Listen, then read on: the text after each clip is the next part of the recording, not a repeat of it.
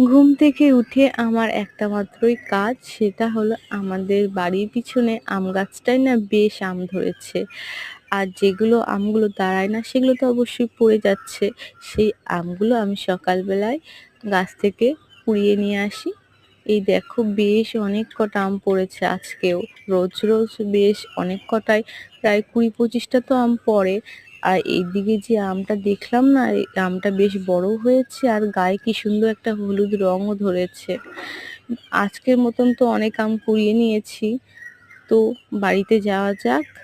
তারপরে এই আম দিয়ে আমি কি করি তাই তোমাদের সাথে শেয়ার করব। প্রথমত আমি আমের যে গায়ের খোসাটা ছাড়িয়ে নিচ্ছি।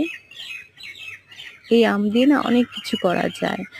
এই আম দিয়ে তোমরা আমচুর পাউডার করতে পারবে। তাছাড়া এই আম সারাটা বছর তোমরা খেতে পারবে। কি করে সেটাই তোমাদের সাথে শেয়ার করব। আমটাকে ৪ ফালি করে মাঝখান থেকে বাঁশি জলে চুবিয়ে দিয়েছি। এর কারণে আমের মধ্যে থাকা কষটা বার হয়ে যাবে আর সামান্য একটু হলুদও দিয়ে দিয়েছি। আমের রংটা খুবই সুন্দর থাকবে। ভালোভাবে কচলিয়ে কচলিয়ে আমগুলো ধুয়ে নিতে হবে। সমস্ত আম আমার কাটা হয়ে গেছে।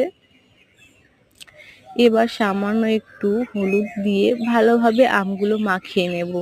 তারপর কোনো একটা পাত্রে তোমাদের মিনিমাম এখন যা রোদ হচ্ছে, তোমাদের ২-৩ দিন রোদ দিলেই আমগুলো একদম কুড়মুড়ে হয়ে যাবে, পুরো কুরকুরের মতন। এই যে আমি ভালোভাবে শুকিয়ে নেব। তারপর কাচের বয়েমে তোমরা সারাটা বছর সংরক্ষণ করতে পারবে, দেখতেই পাচ্ছ। আর এটা মিক্সিতে পেস্ট করে আমচুরও পাউডারও করতে পারবে।